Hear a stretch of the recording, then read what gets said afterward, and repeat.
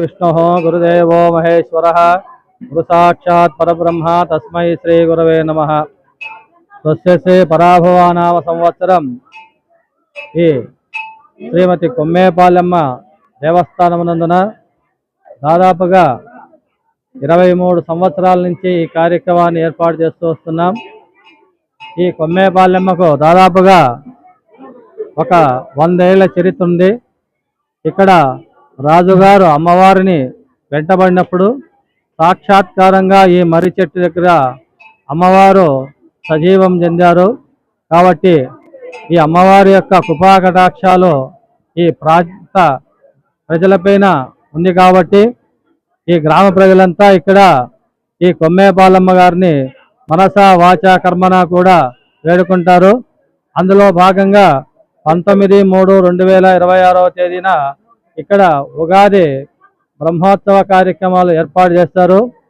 అందుకు ముందు రోజునంటే 18/3/2026వ తేదీన 10:30 నుండి 11:30 మధ్య ఇక్కడ ధ్వజారోహణ కార్యక్రమంతో మొదలుపెట్టి అంకురార్పణ కార్యక్రమాలు చేసుకుంటూ అమ్మవారికి అభిషేక స్నానాలు చేసుకుంటూ ఇక్కడ కార్యక్రమాన్ని ఏర్పాటు చేస్తాము ముందు రోజు.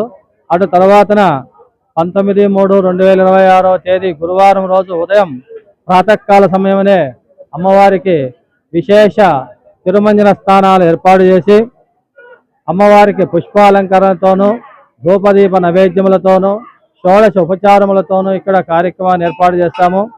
ఇక్కడ ఈ రోజున ఉదయం నుంచి సాంస్కృతిక కార్యక్రమాలు ఏర్పాటు చేస్తారు.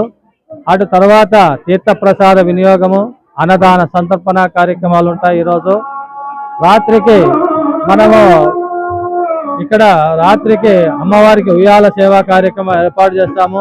అటు తర్వాత విశ్రాంతి కార్యక్రమాన్ని ఏర్పాటు చేసి తర్వాత 20/3/2026వ తేదీ కూడా అమ్మవారికి విశేష పూజల కార్యక్రమాలు ఏర్పాటు చేస్తాము.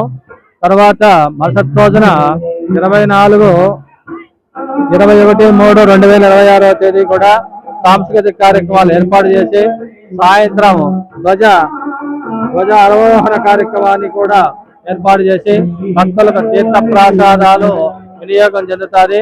ఇక్కడ అమ్మవారికి విశేషమైనటువంటి ఆదరణ, అభిమానము, చల్లని చూపులు ఉంటాయి. అనేక మంది ఇక్కడ జోటులు, బాణాలు తీసుకుని వస్తుంటారు. తమ యొక్క మొక్కులు కూడా చెల్లించుకుంటూ ఉంటారు. ఇది ప్రతి సంవత్సరం ఆనవాయితీగా వస్తుంది. భక్తులకు ఎటువంటి అసందర్భాలు లేకోకుండా మనసా వాచా కర్మణ కూడా ఇక్కడ పూజా కార్యక్రమాలు చేస్తుంటాము. అనేక అర్చనలు చేస్తూ ఉంటాము.